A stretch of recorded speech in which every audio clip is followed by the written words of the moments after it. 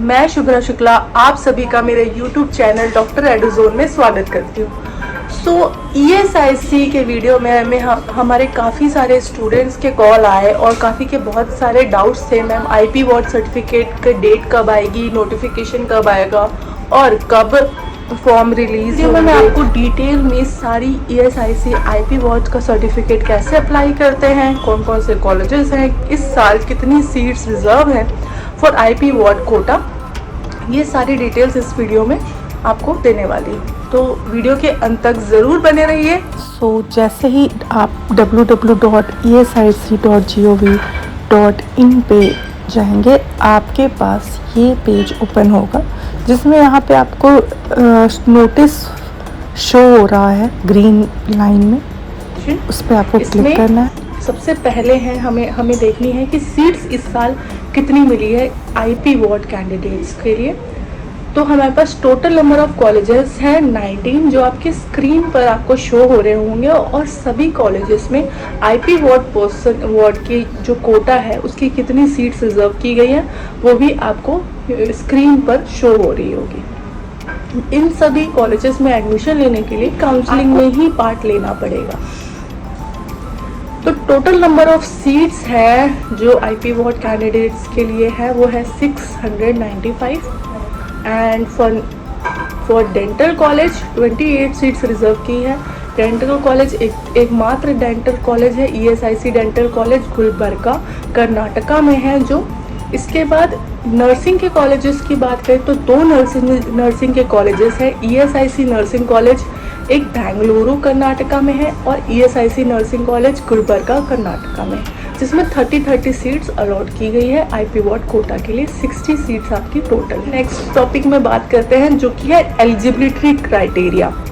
तो minimum eligibility criteria for admission will be as per MCC NTA, जो NEET में minimum eligibility criteria है आपका वही होंगे ESIC कैंडिडेट्स के लिए भी।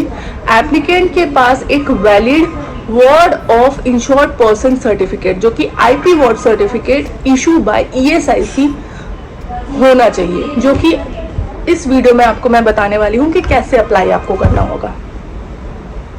इसमें नेक्स्ट जो आपका दिया हुआ है नेम ऑफ कॉलेजेस दिए हुए हैं और कौन सी यूनिवर्सिटी से एफिलेटेड है, वो सारी चीज़ें इसमें आपको शो हो रही है इस वीडियो में स्क्रीन पे आपके।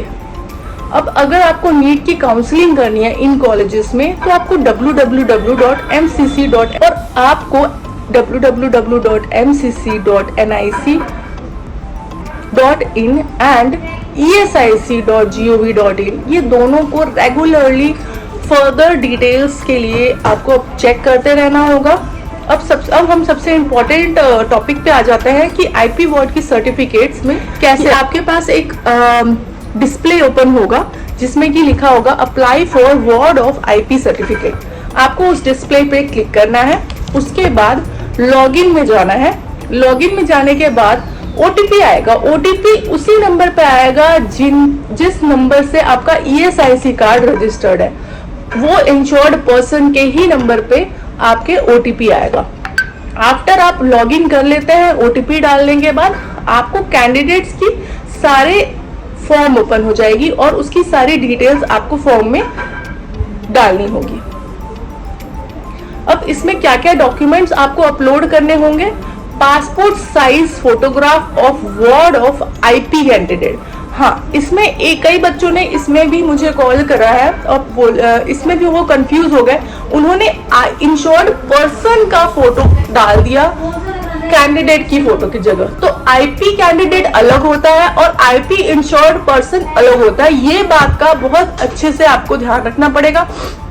जहां पे आपको IP कैंडिडेट लिखा है वहां पे स्टूडेंट का फोटो अपलोड करना है, और जहां IP इंश्योर्ड पर्सन लिखा है वहां आपको आपके फादर या मदर जो इंश्योर्ड पर्सन है, जो ESIC के किसी भी रजिस्टर्ड फैक्ट्री या इंश्योर्ड पर्सन है, उनकी फोटो डालनी होगी। जो फैक्ट्री वर्कर्स होते हैं उनकी फोटो आपको पुट करनी होती है। इसके बाद बर्थ सर्टिफिकेट, आपके 10th के सर्टिफिकेट, ये होगा proof of date of birth के लिए आपको अपलोड करना होगा। एडमिट कार्ड ऑफ नीट ये अपलोड करना होगा, वो भी 2026 का ही अपलोड कर सकते हो आप।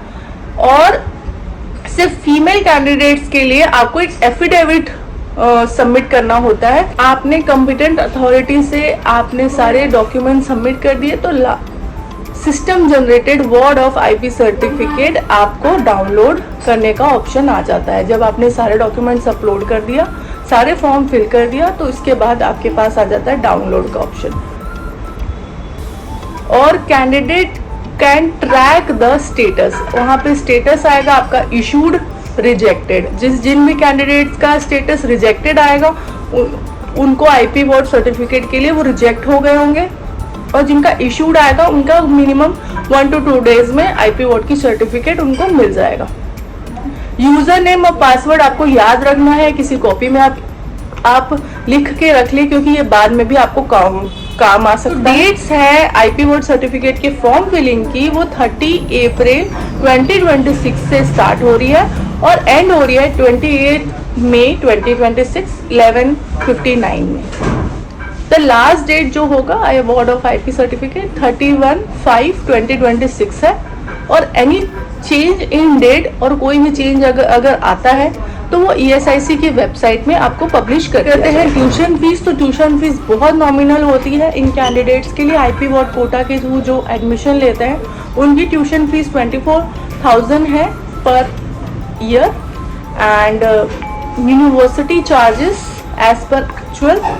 College security deposit 5,000 that is chargeable annually, and hostel charges to be decided separately.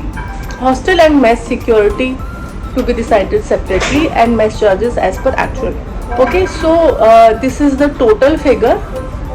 You can read all the information. तो सबसे लास्ट टॉपिक है कि अगर आपका एडमिशन हो जाता है ESIC आईपी बोर्ड कोटा के थ्रू किसी भी ESIC कॉलेज में, तो आपको क्या क्या ओरिजिनल डॉक्यूमेंट्स लेके जाना पड़ेगा, और साथ में सेल्फ अटेस्टेड कॉपीज भी लेके जानी होगी वेरिफिकेशन के लिए।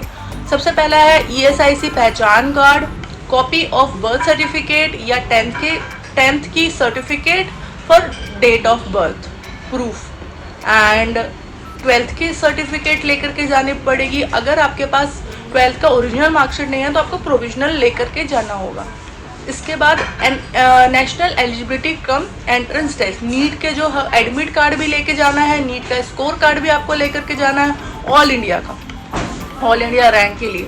इसके बाद ward of insured person certificate, IP ward certificate जिसको हम बोलते हैं, वो जाना होगा। अगर आप SC ST OBC या PH या EWS सर्टिफिकेट आपके पास है तो वो आपको साथ में लेके जाना होगा, वो भी नीट 2026 फॉर्मेट के एज पर नीट 2026 फॉर्मेट के हिसाब से। इसके बाद डॉक्यूमेंट्स की सारी चेकलिस्ट NTA या नीट एक्सेट्रा में नीट के NTA की वेबसाइट में दिख जाएगी कि आपको इसके अलावा और कौन कौन सी डॉक्यूमेंट्स लेके जाने होंगे।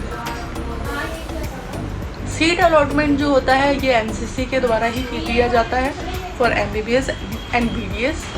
तो the age of dependent made ward of IP for eligibility under seats allotted of ward of insured person should not be more than 21 year से ज़्यादा किसी भी मेल कैंडिडेट की एज नहीं होनी चाहिए।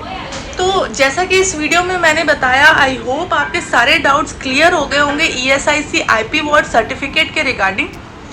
और कई सारे बच्चे हर साल अच्छे स्कोर लाने के बाद भी ESIC कोटा का लाभ नहीं उठा पाते हैं, क्योंकि वो IP वार्ड सर्टिफिकेट कैसे अप्लाई करना है, लैक ऑफ इंफॉर्मेशन की वजह से वो अप्लाई नहीं कर पाते।